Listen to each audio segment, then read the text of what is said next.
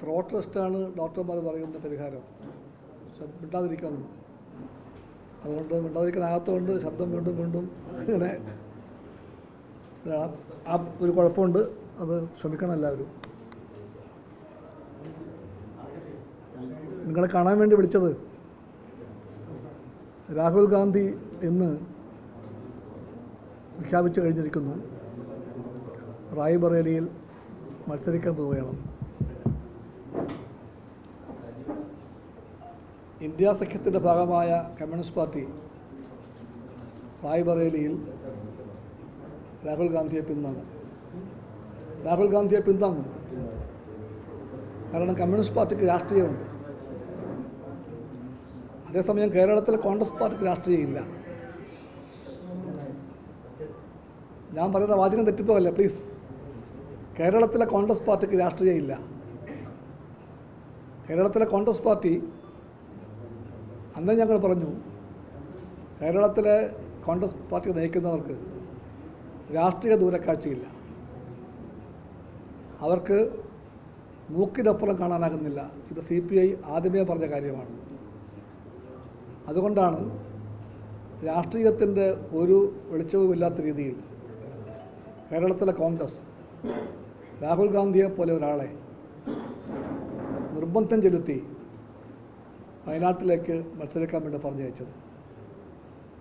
അങ്ങനെ മത്സരിക്കാൻ പറഞ്ഞയക്കുമ്പോൾ കോൺഗ്രസ് പാർട്ടി 2 രാഷ്ട്രീയ തെറ്റാണ് ചെയ്തത്. രാഷ്ട്രീയ തെറ്റ്. ആ തെറ്റിൽ ഒന്ന്, കോൺഗ്രസിൻ്റെ മുഖ്യ എതിരാളി, രാഷ്ട്രീയ എതിരാളി BJP ആണ് എന്ന സത്യം മറന്നുകൊണ്ട് ഇടതുപക്ഷമാണ് കോൺഗ്രസിൻ്റെ ശത്രുവെന്ന ഒരു പ്രതീതി ഉണ്ടാക്കാൻ ആ രാഷ്ട്രീയ തെറ്റ് കാരണമായി. രണ്ടാമത്തെ തെറ്റ്, ഇത്രയും ഗൗരവമേറിയ രാഷ്ട്രീയ പോരാട്ടത്തിൽ ഈ സമരത്തിൻ്റെ കേന്ദ്ര സ്ഥലം ഉത്തരേന്ത്യയാണോ അതോ തെക്കേ കോണിലെ കേരളമാണോ? ഈ ചോദ്യമുണ്ടായിരുന്നു. ആ ചോദ്യം ഉന്നയിച്ചതും CPIയും LDFുമാണ്. ഈ കേരളത്തിൽ നിന്ന് ആകെ ഉണ്ടാവുക 20 MPമാരാണ്. ഇന്ത്യൻ ഹാർട്ട്ലാൻഡ്, ഹൃദയഭൂമി എന്നറിയപ്പെടുന്ന വടക്കേ ഇന്ത്യയിൽ ഏകദേശം 200-ന് മേൽ സീറ്റുണ്ട്. ആ വടക്കേ ഇന്ത്യയിൽ മത്സരിക്കാൻ കൂട്ടാക്കാതെ തെക്കേ ഇന്ത്യയിലേക്ക്, കേരളത്തിലേക്ക് രാഹുൽ ഗാന്ധി വരുമ്പോൾ ഈ സമരത്തിൻ്റെ കേന്ദ്രസ്ഥാനം ഏതാണ് എന്ന മൗലികമായ ചോദ്യത്തിന് ഉത്തരം പറയാൻ കോൺഗ്രസ് പാർട്ടിക്ക് കഴിയാതെ പോകുന്നുകൂടി എന്നുകൂടി ഞങ്ങൾ പറഞ്ഞിരുന്നു. അതെല്ലാം ഞങ്ങൾ പറഞ്ഞിട്ടു ഒന്നും സംഭവിക്കാത്തതുപോലെ കേരളത്തിലെ കോൺഗ്രസ് നേതൃത്വം രാഹുൽ ഗാന്ധിയെ വയനാട്ടിലേക്ക് തള്ളി പറഞ്ഞയച്ചു മത്സരിക്കാൻ വേണ്ടി. അത് രാഷ്ട്രീയമായ തെറ്റാണെന്ന് ഇപ്പോൾ കോൺഗ്രസ് പാർട്ടിക്ക് ബോധ്യമായിട്ടുണ്ട്.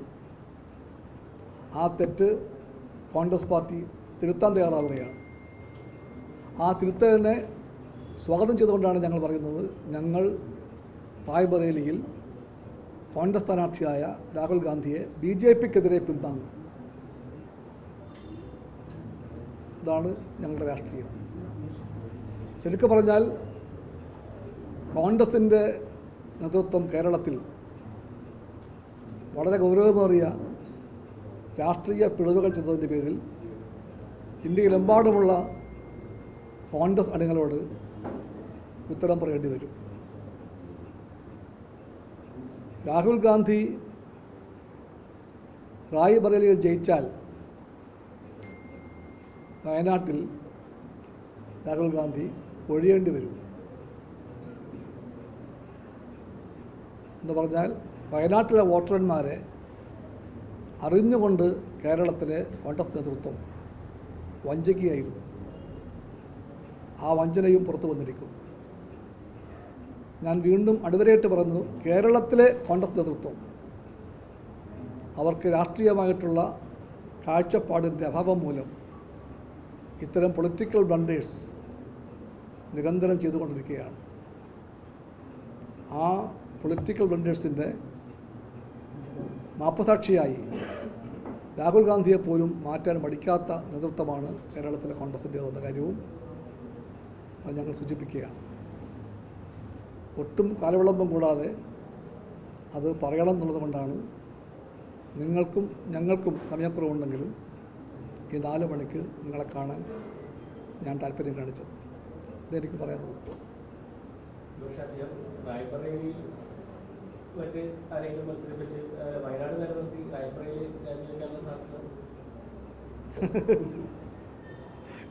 ഞാൻ ചിരിക്കുന്നു.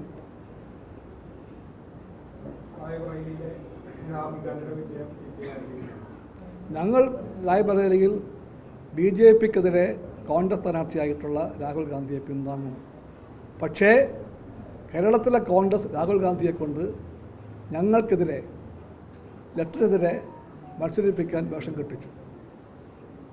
അതാണ് കേരളത്തിലെ കോൺഗ്രസിൻ്റെ പൊളിറ്റിക്കൽ ബാങ്ക്റപ്സി, രാഷ്ട്രീയ പാപ്പരത്വം.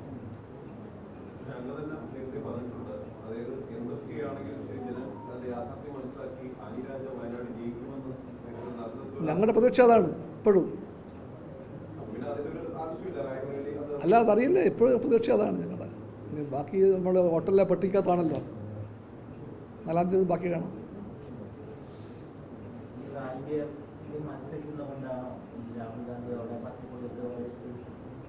അങ്ങനെ എത്രയോ തെറ്റുകൾ കാണിച്ചു രാഹുൽ ഗാന്ധി. ഈ രാഷ്ട്രീയ ബ്ലണ്ടർ കാണിച്ചതിൻ്റെ പേരിൽ കോൺഗ്രസ് പാർട്ടിക്ക് ഒരുപാട് രാഷ്ട്രീയ വില കൊടുക്കേണ്ടി വന്നു. ഒന്നാമത്തെ രാഷ്ട്രീയ വില, കോൺഗ്രസിൻ്റെ കേരളത്തിലെ ഏറ്റവും വലിയ സഖ്യകക്ഷിയായ ലീഗിൻ്റെ കൊടി പിടിക്കേണ്ട എന്ന് ലീഗിനോട് ആ പാർട്ടിക്ക് പറയേണ്ടി വന്നു. അതിൻ്റെ വിലയായി കോൺഗ്രസ് പാർട്ടിക്ക് ദേശീയ സ്വാതന്ത്ര്യ സമര പാരമ്പര്യമുള്ള സ്വന്തം പാർട്ടി പതാക അടിയറ വയ്ക്കേണ്ടി വന്നു. ലീഗിൻ്റെ പതാക, സ്വന്തം പതാക എല്ലാം അടിയറ വയ്ക്കേണ്ട രാഷ്ട്രീയ ഗതികളിലേക്ക് പോകുന്നിടത്തോളം എത്തിച്ചു കോൺഗ്രസിൻ്റെ കേരളത്തിലെ അന്ധമായ ഇടതുപക്ഷ വിരോധം. ഞങ്ങൾ പറഞ്ഞ രാഷ്ട്രീയം ശരിയാണ്. അന്ധമായ അന്ധമായ ലെഫ്റ്റ് വിരോധം, അന്ധമായ ഇടതുപക്ഷ വിരോധം കേരളത്തിലെ കോൺഗ്രസിനെ കൊണ്ട് ഒന്നിനു പിറകെ ഒന്നായി ആത്മഹത്യാപരമായ തെറ്റുകൾ ചെയ്യിച്ചുകൊണ്ടേയിരുന്നു. ആ തെറ്റുകളെല്ലാം തുറന്നു കാണിക്കപ്പെടുന്നു. ആ തെറ്റുകളുടെ സംഭവ സമയത്ത് തന്നെ ഞങ്ങൾ ചൂണ്ടിക്കാണിച്ച ഓരോ നിഗമനവും ശരിയാണെന്ന് ഇന്ന് വീണ്ടും തെളിയിക്കപ്പെട്ടിരിക്കുകയാണ്.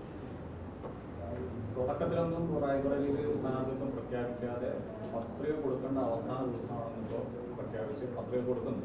അപ്പോൾ അത് കേരളത്തിലെ തെരഞ്ഞെടുപ്പ് കഴിഞ്ഞ് പിന്നെയും ദിവസങ്ങൾ ഇതിലൊരു അനിശ്ചിതത്വം നിലനിർത്തിക്കൊണ്ട് കോൺഗ്രസ് മുന്നോട്ട് പോകും. അങ്ങനെയാകാം, ഞാനിപ്പോൾ എനിക്കറിയില്ല, അങ്ങനെയൊക്കെ ആകാം. ഞാനൊന്നും വ്യാഖ്യാനിക്കാനില്ല. പക്ഷേ ഈ പറയുന്ന രാഷ്ട്രീയ ബാങ്ക്റപ്സി മൂലം, പൊളിറ്റിക്കൽ ബാങ്ക്റപ്സി മൂലം, രാഷ്ട്രീയ പാപ്പരത്വം മൂലം കോൺഗ്രസ് എന്തെല്ലാം വില കൊടുത്തു. ഇപ്പോൾ കൊടി പണയം വെച്ചു, ലീഗിൻ്റെ കൊടിയെ പണയം വെപ്പിച്ചു, സ്വന്തം കുടുംബത്തിനകത്ത് എന്തൊക്കെയോ ആശയക്കുഴപ്പ അന്തരീക്ഷം ഉണ്ടാക്കി, സ്വന്തം സഹോദരി ഭർത്താവിൻ്റെ രാഷ്ട്രീയ വരവിനെ പറ്റിയൊക്കെ ഊഹാപോഹമുണ്ടാക്കി, രാഷ്ട്രീയത്തിൻ്റെ ABC അറിയാത്ത ആളെപ്പറ്റി വീണ്ടും ഒരു ചർച്ചയ്ക്ക് അവസരമുണ്ടാക്കി, അയാൾ സ്വയം പ്രഖ്യാപിച്ച സ്ഥാനാർത്ഥിയാണെന്ന്, അങ്ങനെ എന്തെല്ലാമോ കാട്ടിക്കൂട്ടി. ഇതിൻ്റെ എല്ലാം കാരണം കേരളത്തിലെ കോൺഗ്രസിൻ്റെ അന്ധമായ ഇടതുപക്ഷ വിരോധമാണ്. ഇനിയെങ്കിലും അതിൻ്റെ പാഠം പഠിക്കണം കോൺഗ്രസ്.